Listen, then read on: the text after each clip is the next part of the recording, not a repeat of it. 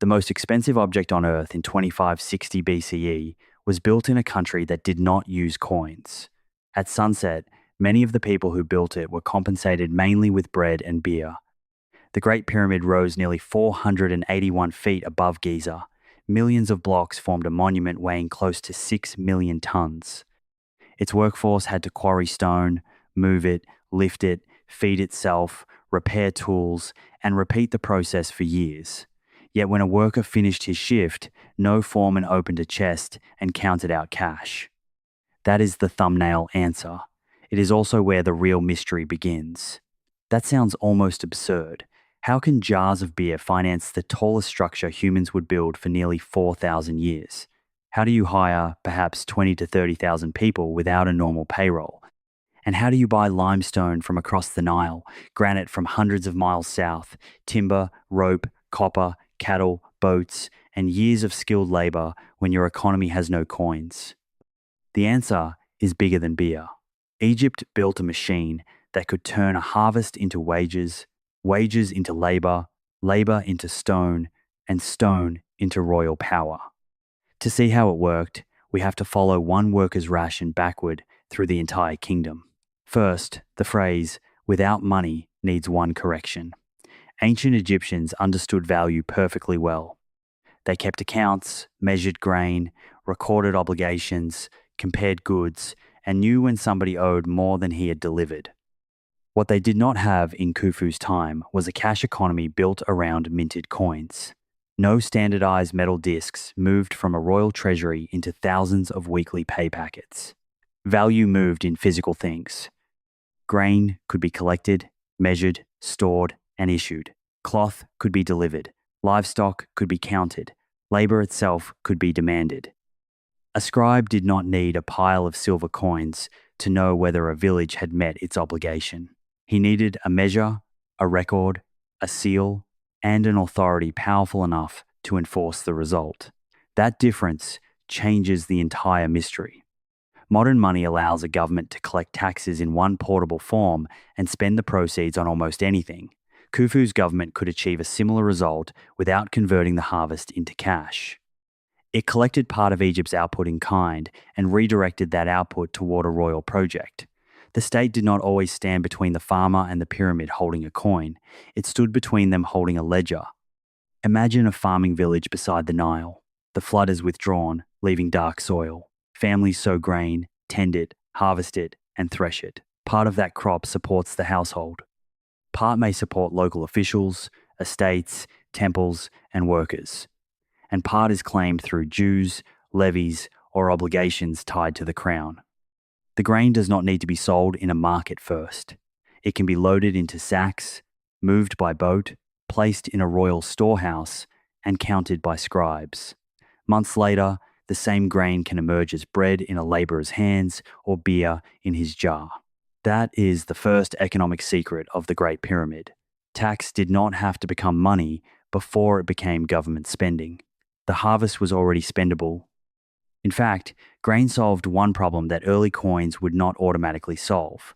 People cannot eat metal. A worker receiving copper or silver would still need a market able to sell him food near the site. By collecting grain and issuing provisions directly, the crown controlled both sides of the transaction. It gathered the resource and decided where that resource would be consumed. This was efficient, but it was also controlling. A coin can be carried away and spent according to its owner's choice.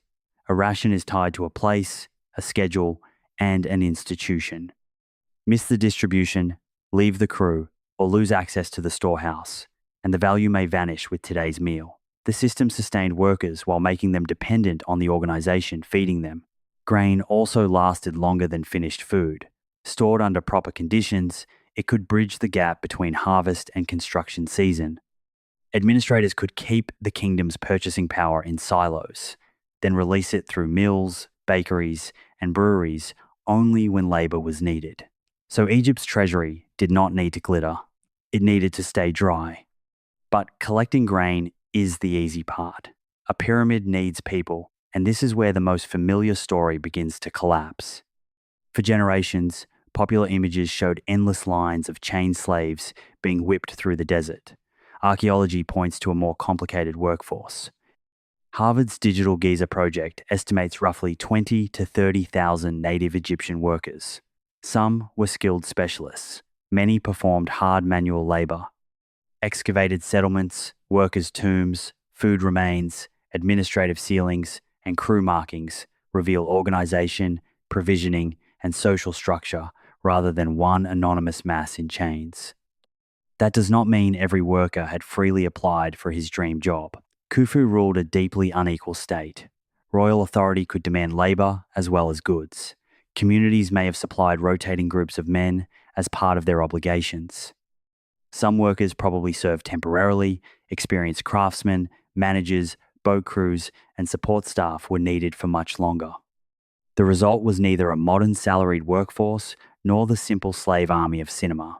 It was a mixture of skilled employment, service, duty, pressure, and dependence on the institutions distributing food. This distinction matters because fear alone cannot explain the pyramid's daily operation. A frightened crowd can be forced to pull once. It cannot automatically quarry stone to a standard, steer loaded boats through canals, sharpen copper tools, align masonry, account for rations, repair sledges, and coordinate deliveries for years. Those jobs require training. Training creates valuable workers. Valuable workers must be kept alive, organized, and motivated well enough to return tomorrow. The builders even worked in named teams. Marks left on stones refer to crews connected to Khufu. These were not signatures placed for tourists. Some were hidden inside the structure, where the public would never see them. They look like the traces of working groups that possessed identity, hierarchy, and perhaps rivalry. Picture a newcomer arriving from a riverside community. He does not report directly to Khufu. An official places him in a team, and experienced hands teach him to pull in rhythm without crushing the man beside him. Teams make a crowd manageable and effort comparable. They also build trust that fear alone cannot produce. The labor remains dangerous and exhausting, but organized muscle becomes an economic asset. Now the beer jar begins to make sense. Bread and beer were not a novelty bonus after work. They were staple provisions, and ancient texts show them being issued as rations on royal labor projects. A ration could turn an obligation into a sustainable shift. It fed the worker, but it also connected his household and his body to the state system. Beer in ancient Egypt was food as well as drink. Bread supplied calories that could be stored and transported through grain. Other provisions added variety and protein. At the workers' settlement near Giza, archaeologists found large amounts of cattle, sheep, and goat remains. The bones suggest that thousands of people could receive meat, including prime cuts, that would not fit the image of a workforce simply being starved into obedience. But do not imagine an overseer casually handing out a loaf from his kitchen. To issue one ration every day, the state first had to grow or collect the grain. Somebody had to transport it, somebody had to guard the storehouse. Scribes had to record what entered and left. Millers ground grain into flour. Brewers and bakers turned it into consumable food. Potters produced the jars and bread molds. Herdsmen supplied animals. Butchers processed them. Cooks prepared meals. Waste had to be removed before a dense settlement became dangerous. The payroll department was an entire town. South of the Sphinx, excavations uncovered a major 4th dynasty settlement that Ayera calls the lost city of the pyramid builders. It covered more than 17 acres and served the Giza pyramid projects, probably including Khufu's. Its workshops, bakeries, kitchens, stores, administrative buildings, and livestock facilities show the kind of support system those projects required. Large silos held grain that could become bread and beer for the workforce. This changes the picture of the construction site. The Great Pyramid did not rise from an empty desert. Beside the monument stood a living support system with smoke, noise, animals, deliveries, broken pottery, tired workers, managers, and an approaching deadline. Before dawn, grain has to move toward grinding and baking. Fires must already be burning. Beer must be ready for issue, and the food system must remain ahead of the labor system. A modern payroll can wait in an account. Edible wages expire. Too much food raises waste. Too little leaves crews idle. A scribal mistake can become an empty ration basket days later. The bakery belonged inside the engineering system because it converted an irregular harvest into predictable human energy. Every morning created a test. If grain arrived late, bread production slowed. If pottery ran short, beer could not be stored or issued normally. If livestock shipments failed, diets changed. If sickness spread through crowded housing, trained crews disappeared from the work line. The pyramid's height depended on events occurring far below it, inside ovens, pens, storerooms, and scribal offices. This is why being paid in beer does not mean the labor was cheap. A cash wage is one number. A ration wage hides an entire supply chain. Suppose 20,000 people need food today. The state cannot create 20,000 loaves by decree. Those loaves represent fields, seed, water, farm labor, transport capacity, storage losses, fuel, pottery, baking time, and administration. The loaf looks simple only because all of those costs have already been absorbed elsewhere. And the workforce at Giza was larger than the men touching stone. For every hauler visible on the ramp, other people had to produce his food, weave linen, make rope, maintain boats, shape tools, and keep records. Some lived at Giza. Others worked in villages and estates far away. They might never see the pyramid, but part of their output climbed it. Now we can follow a stone. Most of the Great Pyramid's core limestone came from the Giza Plateau itself. That was an enormous advantage. The heaviest bulk did not have to cross Egypt. Workers could quarry much of the material close to where it would be set. But the finest outer casing required bright limestone from Tura, across the Nile, and important internal spaces used granite brought from the Aswan region, hundreds of miles to the south. Land transport made every mile expensive. Water changed the calculation. The Nile was Egypt's great freight corridor. Boats could carry heavy cargo that would be punishing to drag over ground. During the inundation, water also reached channels and harbour areas closer to the Giza site. The monument that appears to stand alone in the desert was tied to a moving network of river, canals, basins, quays, and crews. We know this not only from models. One of the most remarkable documents from the ancient world is an ordinary work diary. More than 4,500 years ago, an official named Mera kept a log of his crew's movements. The papyri were discovered far from Giza at Wadi al-Jarf, an ancient harbour on the Red Sea. Mera recorded daily assignments during Khufu's reign. His men travelled to the limestone quarries at Tura, loaded stone, and moved it by boat toward Akhet Khufu, the ancient name of the Great Pyramid complex, the horizon of Khufu. That surviving diary is powerful because it is not a legend about secret technology. It is administration. Mera notes, places, journeys, work periods, and deliveries. Separate records deal with supplies for crews. The world's most famous monument enters history not through a dramatic confession from an architect, but through something resembling a shipping log. Read the log correctly, and a workday appears. Quarrying, loading, travel, and delivery, all divided by time and place. The papyrus does not reveal a lost machine. It proves that transport was recurring, scheduled work. The pyramid had a spreadsheet after all. It was written on papyrus. Once a schedule exists, delay can be noticed, crews can be compared, and managers can be held responsible for missing men or cargo. And that may be the real answer to the pyramid mystery. The Egyptians did not defeat scale with one magical invention. They defeated it with repetition that could be recorded. A block is quarried, a boat is loaded, a crew departs, a delivery arrives, a ration is issued. Then the cycle begins again. One successful trip proves very little. Thousands of successful trips become a pyramid. Think about the failure points in Mira's route. A boat requires timber, rope, a trained crew, and a navigable channel. Stone must reach the quay on time. Men must load it without damaging the vessel. Food must travel with the crew. Officials at each stop must recognize orders and release supplies. At Giza, another team must be ready to unload. A delay upstream can leave workers waiting downstream. Coins would not solve any of those problems by themselves. Money is useful because it coordinates strangers through prices. Khufu's Egypt coordinated many people through hierarchy, obligation, stores, and records. Instead of asking every crew to purchase what it needed in an open market, administrators directed resources toward the project.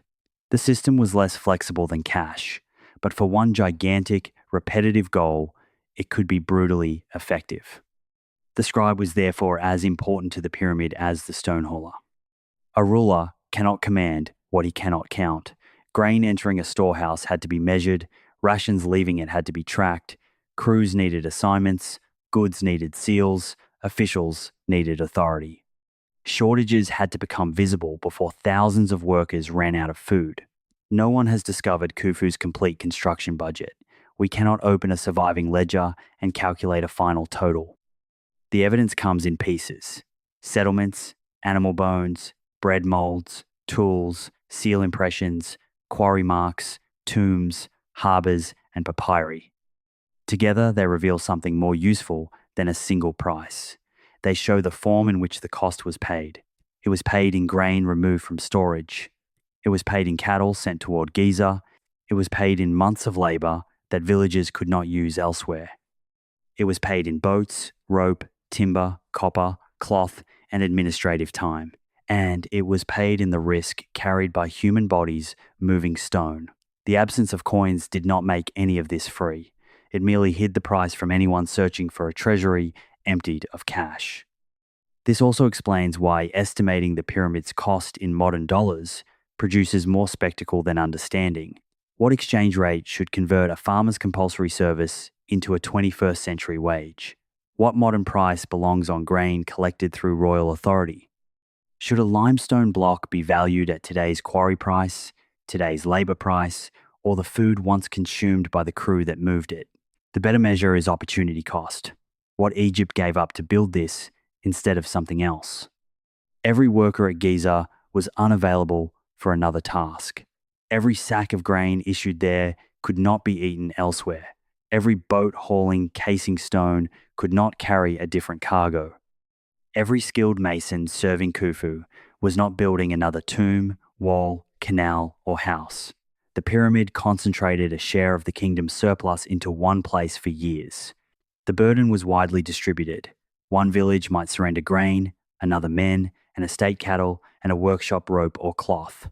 No contributor financed a visible share of the monument alone.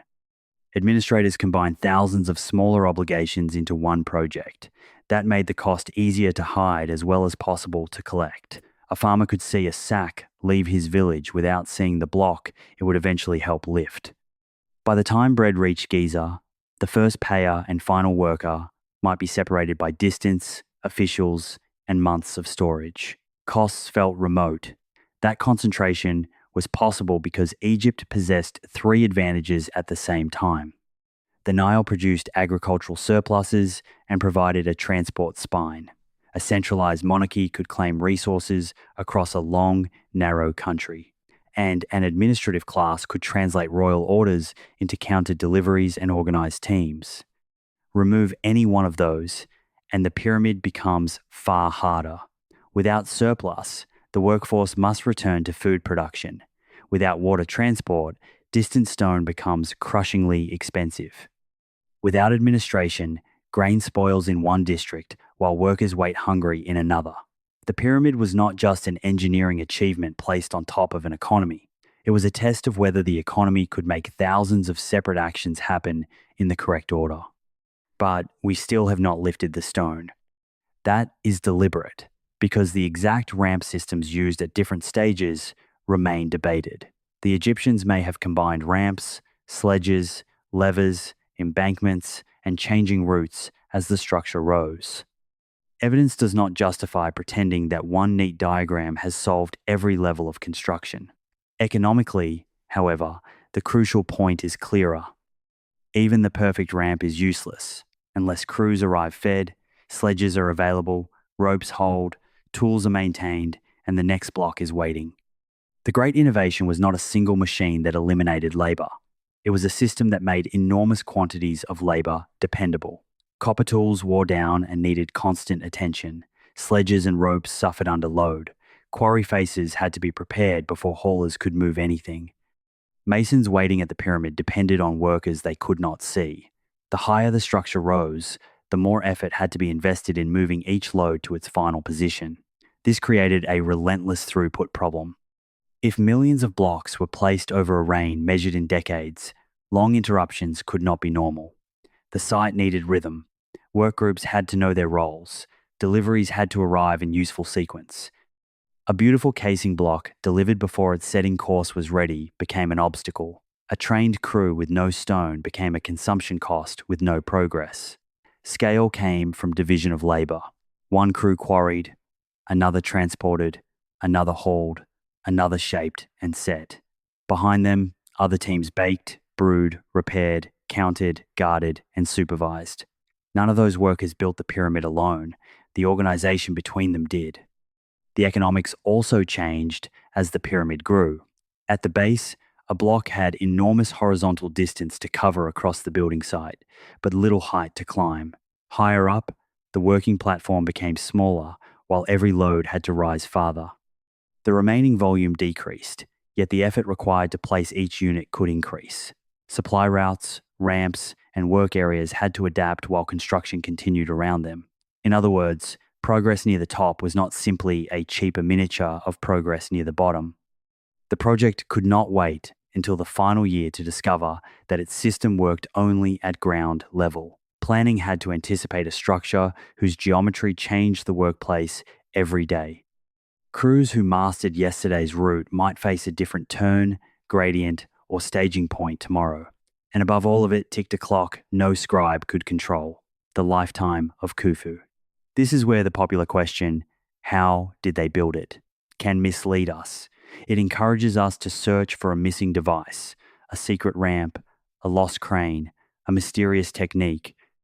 But an engineer can explain how one block moves and still leave the monument unexplained. The harder question is how the next block arrived tomorrow and the day after that, without the workforce starving or the supply chain breaking. Khufu's answer was an economy arranged around a deadline. The pyramid was a royal tomb and the center of a larger mortuary complex. Its purpose was tied to kingship, religion, death, and the ruler's continued place in the cosmic order. The king could not treat completion as an optional project for a distant generation. His death might come before the work was ready. That urgency pushed the cost outward across Egypt. A modern company normally raises capital, hires workers, purchases materials, and hopes that future revenue will repay the investment. The Great Pyramid sold nothing. It charged no admission, produced no crop, and created no stream of customers. Its economic return cannot be found in a cash flow statement. So why devote a kingdom's surplus to it? Completion did not even end the bill. The pyramid belonged to a larger complex with temples and priests who would serve the dead king's cult. Offerings and maintenance created claims on future harvests and labor.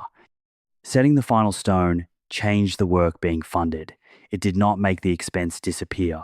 What return could justify that commitment? The answer is that the monument did work even before it was finished. At Giza, crews from different communities could be gathered, categorized, trained, and placed under royal managers. Officials learned to move food and stone at scale. Harbours and storage systems connected local production to a national project. Skilled specialists gathered around the court. Every successful delivery demonstrated that an order issued near the king could alter behaviour far away. The pyramid did not merely display state power after completion. Building it exercised state power every day. It also made hierarchy visible. Khufu's name was attached to the project. The landscape was transformed around his eternal future. The brightest stone, the largest workforce, and the most precise administration all pointed toward one ruler. For people who believe the king upheld divine order, the boundary between religious purpose and political authority was not clean. But royal meaning should not erase human cost. Some people may have found pride, regular provisions, community, or advancement in pyramid work. Skilled labourers could hold valued positions, and workers were buried near the royal complex. Others may have experienced service as a burden imposed by officials they could not refuse. Food rations are evidence of organisation. They are not proof that every arrangement was fair. The monument concentrated glory at the top and obligation below. That is why the beer jar is such a perfect symbol. To the worker, it was part of today's sustenance. To the scribe, it was a measured issue. To the administrator, it was a unit in a supply problem. To the crown, it was stored agricultural surplus, converted into another day of labour. One jar connects the entire chain. Far from Giza, a farmer harvests grain. A levy claims part of it. A boat carries it toward a storehouse. A scribe records its arrival. A miller grinds it. A brewer transforms it. A potter's vessel holds it. A worker drinks it. His crew moves stone. The stone becomes part of Khufu's horizon. No coin needs to appear, but value changes hands at every stage. And now, the thumbnail question has a precise answer. Were the pyramid builders paid in beer? Many were provisioned primarily with bread and beer, along with other foods. But beer did not finance the pyramid by itself. It was the visible end of a system of agricultural production: taxation in kind, labour obligation, transportation, storage, accounting, and royal command. The wage was a ration. The treasury was a network of storehouses. The payroll was a bureaucracy. The capital was Egypt's harvest. The Great Pyramid was not built for free, and it was not built without economic calculation. Its price was simply collected before the worker reached Giza, from fields, herds, workshops, boats, households, and years of human time. That may be the greatest illusion of the monument. We look at stone and imagine a mystery of lifting. The Egyptians looked at a kingdom and solved a mystery of coordination. They turned food into labor into a pyramid, and the pyramid into proof that the pharaoh could command an entire civilization. The last payment was not a coin. It was a loaf, a jar, and another block rising into the sky.